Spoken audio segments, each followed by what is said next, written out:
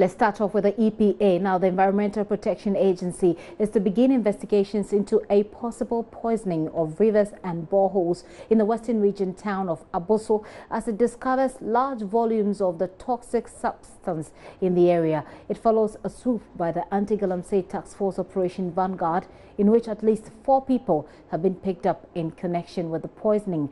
Officials are warning lives are at risk as a result of what they found. Our correspondent Ohimin Terrier has been speaking with Mrs. Musa Bebu, who's a senior program officer at EPA. This is one of the biggest mining sites here in Abosso in the western region of Ghana. Thanks to the ingenuity of the Anti-Galamsey Task Force, the Operation Vanguard team, this site was discovered and it was being operated by about 100 workers who have gathered here. Beyond the destruction to the environment, officials of the Environmental Protection Agency say they have found what appeared to be the bitter almond smell of cyanide here at this camp. Evidence of cyanide is felt all over the site. Because of the corrosiveness of cyanide to especially aluminium, most of the aluminium products found here have either been destroyed or some living things such as frogs have also been found dead in most of the ponds found here. The Environmental Protection Agency fear any of the cyanides getting into the river bodies of the people of Abosso could spell doom because of the dangers it poses to human and animal life and also to the environment. I spoke to you yesterday and you did indicate that your outfit has started investigations into this whole cyanide issue.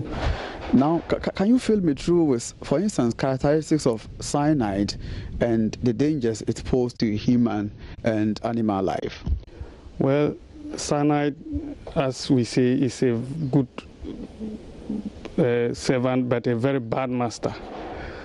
In that, in the mining industry, is the most efficient reagent or solvent. It extracts gold more than any other chemical in the market as we speak. But then, unfortunately for us, from where I come from, it dissolves in water.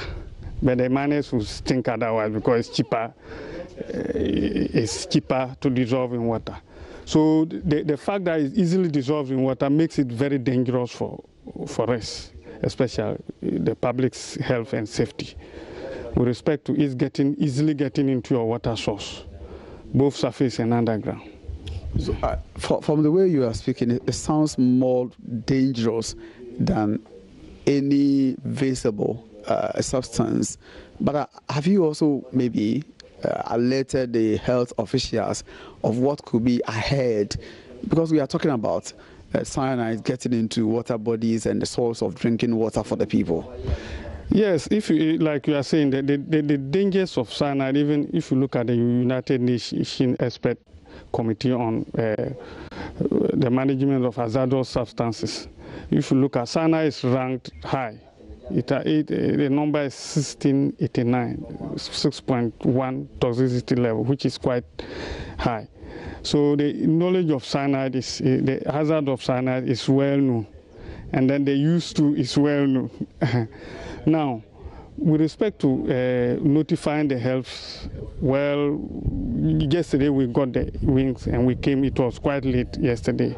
But then, I mean, I'm surprised that most of the workers here are from the community and we've never got wind of this facility. So we just spoken to from here we are going to speak to the media houses and then the community members to make announcements for people to be cautious about what they drink. And then by the close of the day, I think that will be done. But in terms of the toxicity, and then it is worrying that we don't expect The issue is that they are not supposed to be here in the first place. Even licensed small-scale miners are in the house. How much more people who are not licensed? And even to add more insults to injury, you are using a chemical that is prohibited in the industry. So with respect to that, I am surprised they are here, honestly. But then this is not the first time we encountered this cyanide issue here. But we are hoping that with the knowledge, people getting to know the use of cyanide, and then the management. Look, I mean, right from production, transport, use, and after use is heavily regulated. It's a fully regulated material, substance that we have to be very careful about. So we are not going to sleep on our oars. We are going to work hard to clean up this place with the help of our able security men. I thumb up for them. I really appreciate the work they are doing here. You said that you want to use the numerous FM stations or radio stations here to propagate this information. Yeah. Is it a way to say that if I'm home, what should I do now that we've got to know that cyanide is so closer to our doorsteps? What should one do? Well, one should be careful, should be conscious of dead fishes in river body, even though most of our major river bodies are now fishless because of the operations of this. The turbidities have killed all the lives in them. And then it makes it a bit even more difficult if there are no fishes in your rivers to give you an indication that there's a pollution in your river body. That even makes it a bit worrying.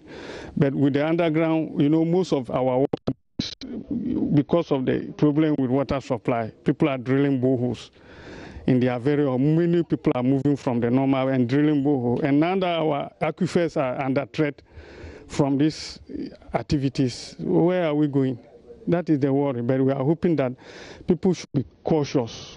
One should be suspicious of water that is smelling of the almond, bitter, and then dead animals drinking water. When you see an animal dying after drinking some particular water, you have to be careful and easily report to the police or to the EPA offices around the country, especially the Takwa office or any other security point, so that the action can be investigated. Now, there are fears that underground water might have been polluted.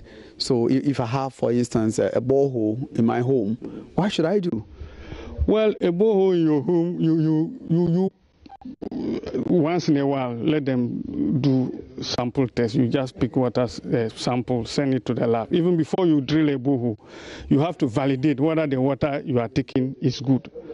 When you drill a borehole, you pick your sample, because the underground water, you can't be sure where the recharge is coming from. It's coming from a cemetery or wherever. You know, the underground water, people think it's just pure. It can be contaminated wherever, depending on where the recharge is coming from. So it's better you once in a while pick your sample. When you suspect some odor in your water, you pick your water, take samples. I mean, there are private labs around. You can analyze, send it, and they will analyze for you. Or you once in a while pump it to your tanks, open up, and let the sun hit it for some time before you drink it. I'm a bit touched to learn that water bodies in Takwa and its environs have been destroyed. What is the picture? Can you paint this picture to me? How dangerous or how even common it is to see that most of these water bodies have been destroyed? Ohima, I think you are aware that the whole nation is engulfed with this issue of dredging on water bodies, especially Ankubra, and then the Pra, and then now the other rivers. In fact, for me, I'm surprised that even Ghana Water is still able to pump water from those rivers. I must be very honest with you. What I'm seeing there is no longer water, but slurry. It's just a little bit of water dissolved in sand. And I'm surprised that even Ghana Water is still managing with a Takwa facility. We have the dredges directly on the water bodies dredging. and nothing happens. So we are happy that with this operation, the water bodies are coming back, and then we are happy. In fact, for EPA, we are happy, and we hope to look it will get better. Okay, but EPA is mandated to protect our water bodies. So how come all these while we've not been able to work, let me use the word, efficiently to ensure that our water bodies are protected? Well, if you say EPA is mandated, you see, by regulation, we are the management of environment is a teamwork. You see, one person cannot just come and say you are managing the environment. It's a team where we are co-managers, and then we work together with other institutions to, like Water Resources Committee, Mineral Commission, and other to really protect the environment. But then we wouldn't say we are, I think we are coming up. We used to be at the regions, only the regions. Now we have regional offices, area offices, including Takwa and other. We are opening up at the other place. So now we are coming down to the local level. Yeah, but it's just that it's a bit delaying for me. It's delaying. Maybe there are other challenges. It's just a normal public service entity, supposed to a normal public service department or public service, but then highly technical area. You need to have some technical background to be able to be here, to be able to deal. Are we heading towards the point that we may have to import water from outside to Takwa? Sure. For me, that is, we are not far from that level, because the surface water, like I was saying, all the river bodies the turbidities are just too unbearable. And then our only hope, we're banking our only hope on the groundwater. And now that this cyanide is getting to the hands of illegal miners, when we pollute all our water, underground aquifers, and both surface and underground are polluted, what do? Man too must drink water. You have to import. Are we some sort of or you have to treat from the sea to distilled seawater? When you have water, we are supposed to have raw water all over the place. What are we doing about this site? Are we preventing people from trooping not to disturb with the maybe evidence that you have, or what are we doing? Well, for now, we are going to canon off the place so that nobody comes here. And then because of we still have some cyanides, we'll clean up the place, and then we'll pick our final evidence for us to be able to assess the level of impact, especially with respect to surface waters and then the community waters. So we will just right after here, the areas will be canoned off, and then we advise the military how to manage the polluted. These are all slightly polluted with cyanide. So we have to see how to manage it so it doesn't get into the external environment.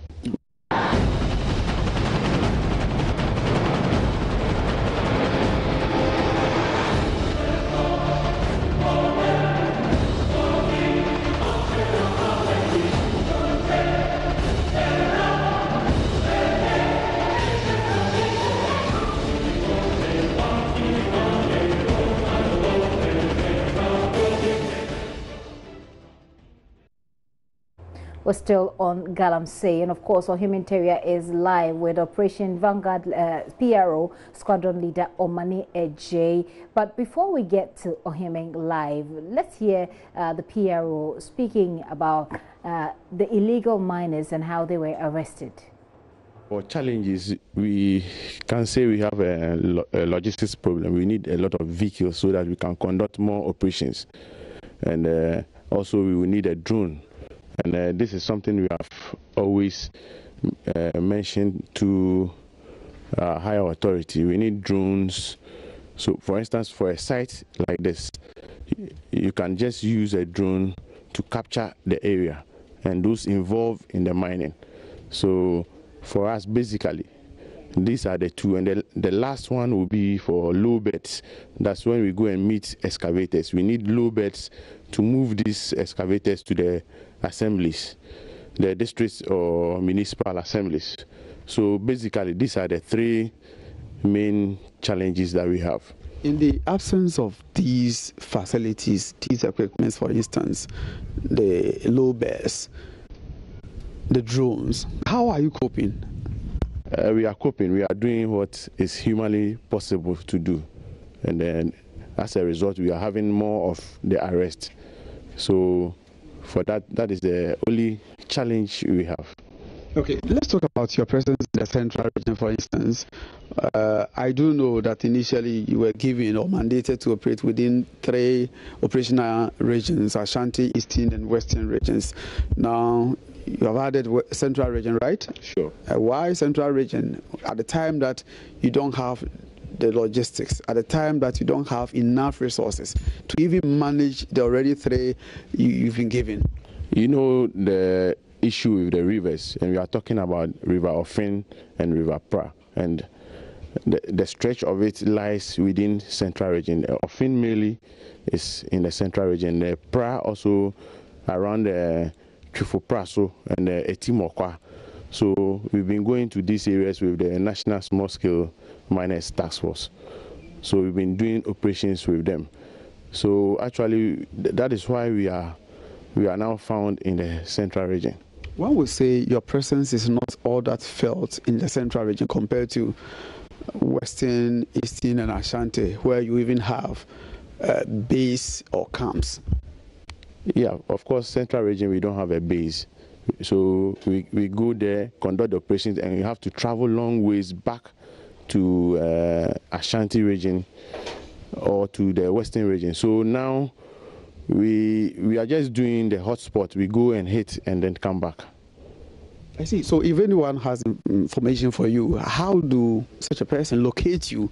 How would such information find you when you are not even based in the region? You are in Ashanti region. I think with the media and support, for instance, you and other media personnel can also get the information and then hand them over to us. Okay. Now that you know you are in 3 regions and now you've moved to central region, what can the residents or the citizenry also do? I'm talking about those in central region. Probably those of us in Ashanti, Eastern and Western region have seen how you work. What can they also do to support you? All we need is information, because these operations are information driven. So once we get the information of areas where they are mining, then we will come in and then arrest the illegal miners. Okay, the EPA wants your support in ensuring that this particular area, the site where cyanide has been found here, is cordoned off. What kind of assistance would your outfit give to the EPA as far as investigations into the cyanide discovery is concerned? No, they have all our support, because we found the cyanide here and invited them in. So we will give them all the support they need. Any support, we are ready to give it to them.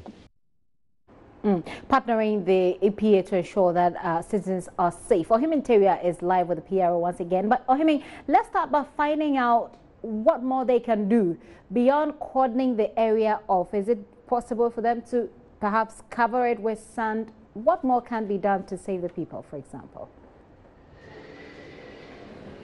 Thank you, Gifty. The Environmental Protection Agency says it will be working with the Health Directorate to reach out to residents of Aboso and its environs so that they educate and sensitize them on the harmful effects of the cyanide.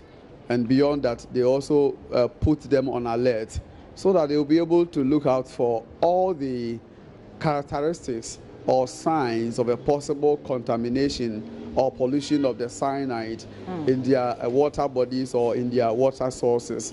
So the EPA will want to use radio stations in the Takwa municipality and its environs to reach out to communities and homes where they may be using contaminated water. So let me find out from you as well. This is what the EPA. This is what the EPA says, Ohimi. What does the people, or what do the people in Aboso, for example, and I'm sure that you've interacted with some of them, what's the reaction? What do they say about what they're finding out? Unfortunately for the community, they don't seem to appreciate the dangers looming ahead of them. All that they know is that this is cyanide. Some of them have used it in their illegal mining activities. Even yesterday, when the Operation Vanguard team, with the support of EPA, moved into the site, and 4 people were picked up. These are people who live in the community. And I can tell you about 100 people from the Aboso community were working at these 6 illegal mining sites. So they should have been in the known.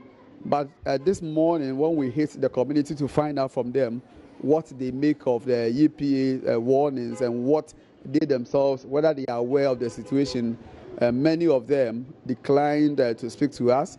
And there also, some who also open up will not speak on record, just to say that they haven't even heard of the presence of the cyanide in large quantities in their community. So they seem not to be bothered. They seem not to care about the dangers of the harmful effects of cyanide. Right. So it's obvious that if the state agencies do not act, the people who are exposed to this danger may probably be the same people perpetuating the and making the exposure to the danger even worse. I mean, what more should we know from where you are, and we take it away from there?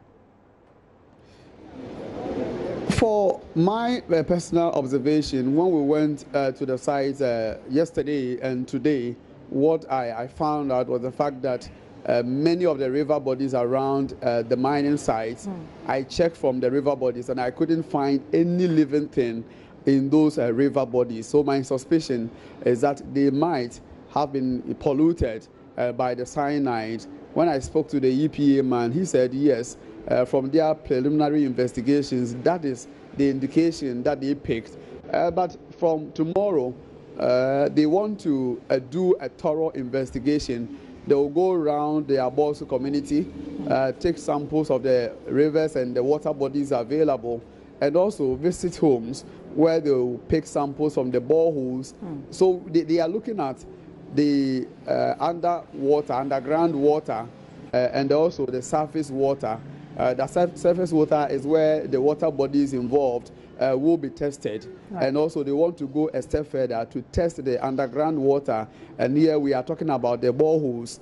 Don't forget, this is a mining community. So most of the homes here depend largely on boreholes, because the rivers are no more safe. They are no more good for to be used by the people. So a lot of the communities and the peoples and residents here depend on the boreholes for their survival. And that is where the danger is, because the EPA says because of the large quantity of the cyanide, they believe that the underground water may be polluted.